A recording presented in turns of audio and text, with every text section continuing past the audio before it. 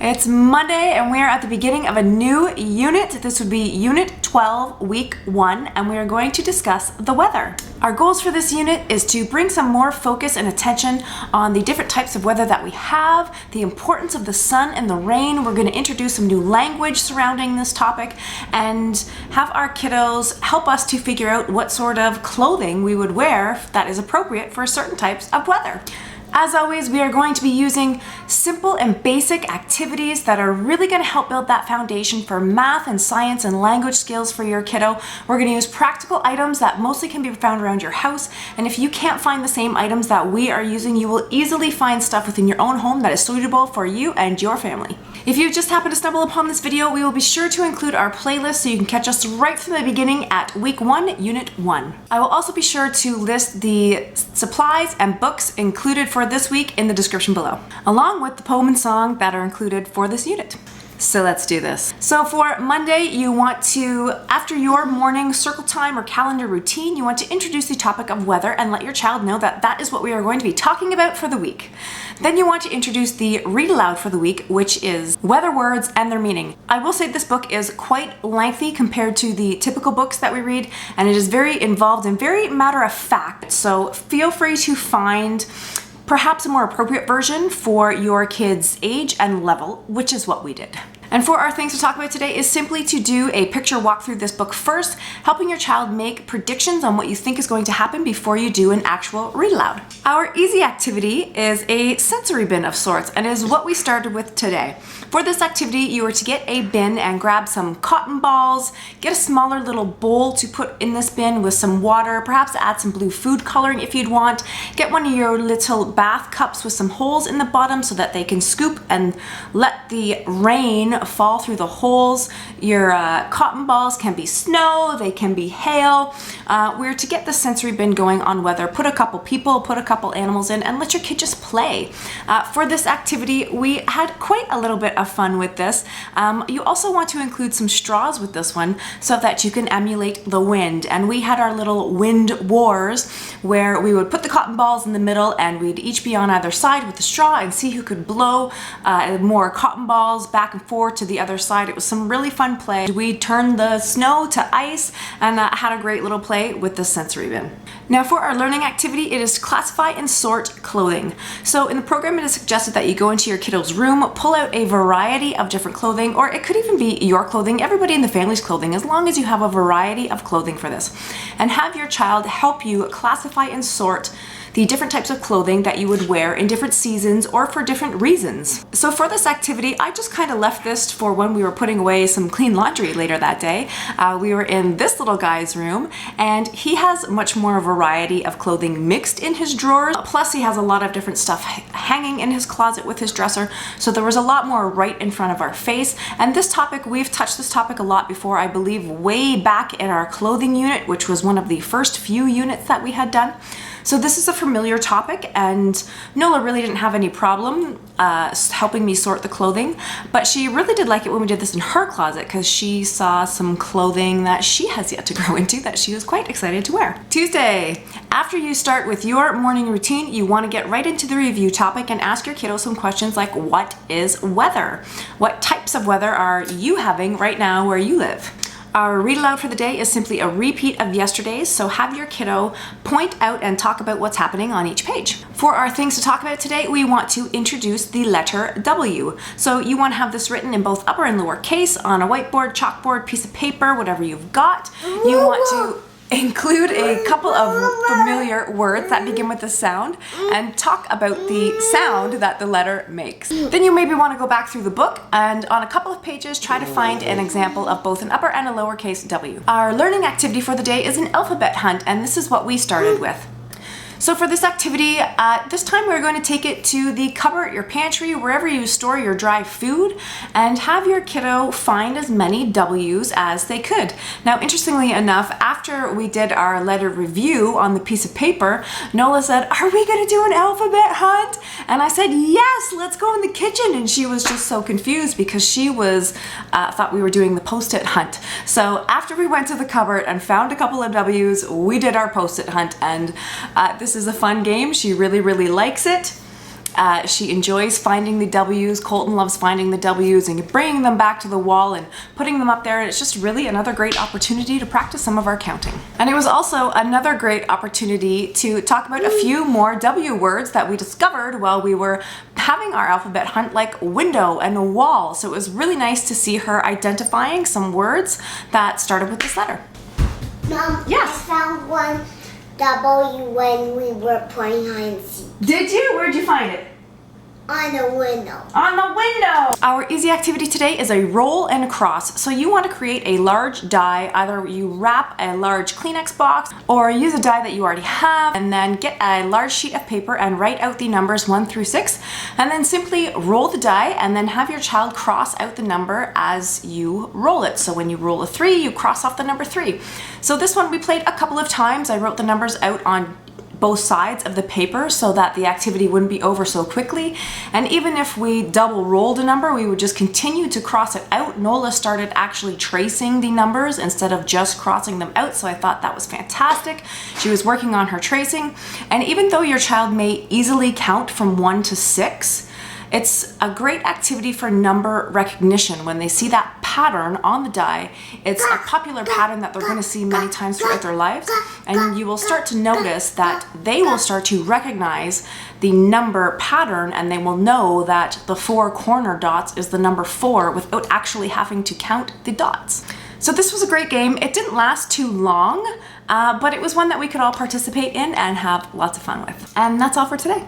Wednesday. Today, after you get through your morning circle time or calendar routine, along with the poem and song for this unit, you're going to want to introduce the book Little Cloud by Carle. Now, this time we actually did another successful picture walk through the book before we actually did the real read aloud, watch aloud on YouTube. It was a really great book to do this with because there was some very simple, fun pictures that it was great to have a little guessing game with, and very easy to have a guessing game with before we did the actual read aloud. And for our things to talk about is to do exactly that. Make predictions with your kiddos about what's happening in the book before you do the actual read aloud. Our learning activity today is measuring rain, and I still have my coat on. We just came in from completing this activity this afternoon. So for this one, you're gonna want to take a nice big bin. We actually went outside and used our water table for this one because it's been raining for it just seems like ever, and we haven't been outside in a while, so great opportunity to get outside.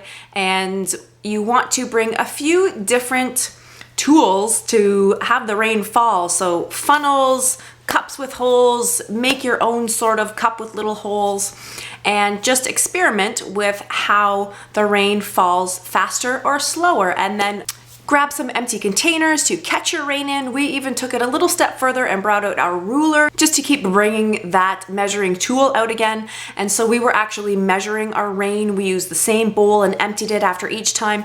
And once we got through all, I think we had 4 different items we were pouring our rain through, then we would measure how much rain we caught in the bowl, and we just used the language of when it is misting or when it is spitting out and when it's raining and then when it's pouring and raining cats and dogs. So it was a lot of fun and a great way to keep the conversation and language around weather going. Nola played with our rain measuring set for probably another good 20 to 30 minutes after we were done with our experiment. If you're doing this inside, to make it just a little bit more fun, add a couple of drops of blue food coloring to your waters to make your rain blue. Our easy activity today is cloud art. So you want to get some blank pieces of construction paper, get a lot of cotton balls, and have your kid glue the cotton balls on. Show them how you can pull the cotton balls apart to kind of give them a different shape, and that's there to create their own cloud shapes on these pieces of paper. We did this one first thing this morning right after our book, and Nola really wasn't satisfied with how her artwork was turning out because she couldn't make the shapes that she wanted. So after she had just kind of filled a page with clouds, she asked me for some help. So I helped her really stretch out the clouds. We were talking about the different names of the different kinds of clouds that we learned in our previous book. And we did a kind of little rain scene where once I helped her spread some stratus clouds out, then she went and added some raindrops, and we drew a whole bunch of little characters. We drew her in all of her rain gear and an umbrella. We drew some lightning bolts and just had a lot of fun with this activity this morning. And that's all for today. It's Thursday today, so after you do your morning circle time or calendar routine, you want to get right into the poem and the song that is included with this unit. And I must say, Nola is loving this little poem and song for some reason. It just tickles her pink. Then you want to get into the review topic today. So today, ask your kiddo a couple of questions such as, what would you wear in a rainstorm? Or what might you wear to the beach? Questions like that, just to keep the topic of weather on their mind. Then for today's read aloud is simply a repeat of yesterday's read aloud. And for our things to talk about today, we want to revisit the letter W. So as usual, you want to have this written down somewhere in both upper and lower case, talk about the sound that it makes and some familiar words beginning with this letter, and then perhaps go back through the read aloud and try to find a couple of examples of both upper and lower case on just a few pages. So what we did for this activity was really just what we did with the letter F, where when we were on our walk today, I just started asking Nola to give me a word that starts with the letter W. So she was had a bit of a harder time with it this time around than she did last time. So I just simply started giving her some clues that were around us. Like we were on a walk in our wagon that had wheels and we had white hats and there was dogs saying woof. It was amazing how many W words we found on our walk today. Then for our learning activity, we are counting clouds today. In the program, it is suggested that you line up 10 glasses or bowls, number these glasses or bowls with a post-it number. Have your child fill each glass or bowl with the proper number of cotton balls according to what number you have written on it. So for this activity, we took a little bit of a different approach today.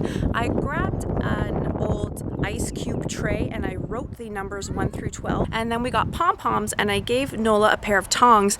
And the reason I did this is because I know she can easily count to 12. I know she can easily sort and figure out how many goes in each container. I wanted to see if she could figure out that she would need to use the smaller pom-poms to fit the larger numbers into the little rectangles of the ice cube tray. Now, I knew this would be a challenge for her, and that was exactly the point. And of course, I was there to help her along the way and give her hints as to what she might need to do to make this happen.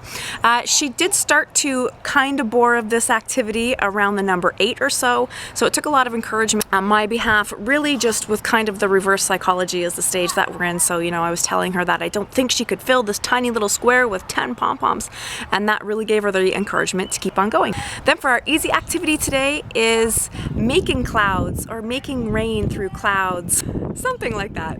So for this activity, you are to get a glass, fill it about halfway with water, and then spray some shaving cream on top, and then get some food coloring and start dropping the food coloring in and see how many drops it takes until the cloud bursts and you make it rain with the food coloring.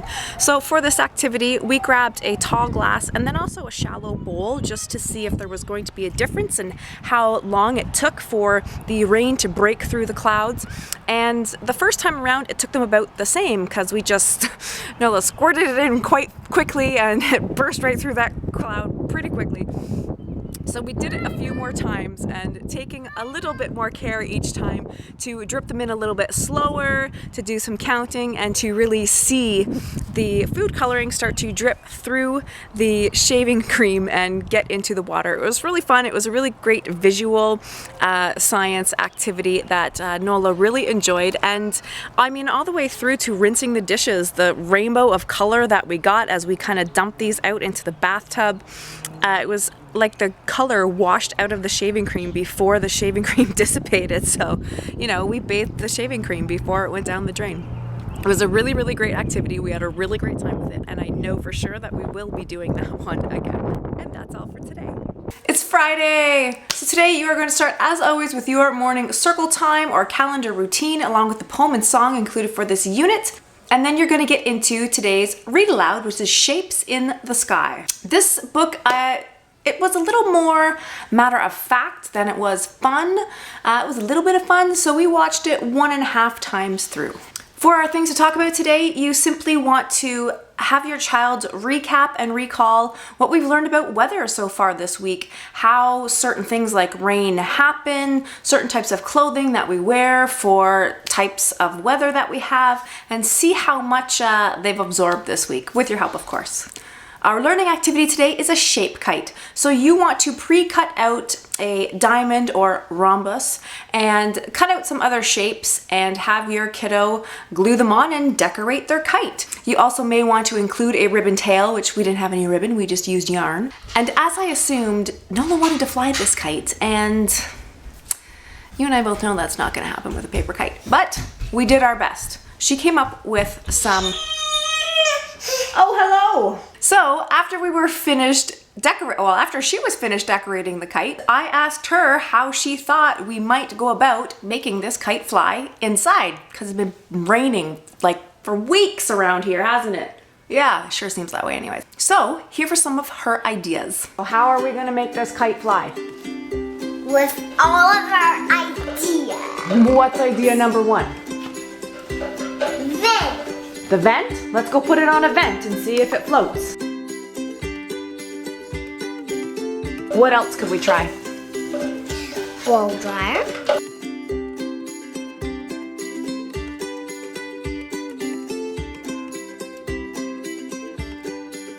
How else could we make this kite fly? Upstairs. Like the parachute?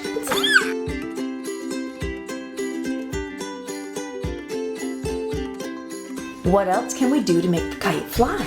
One.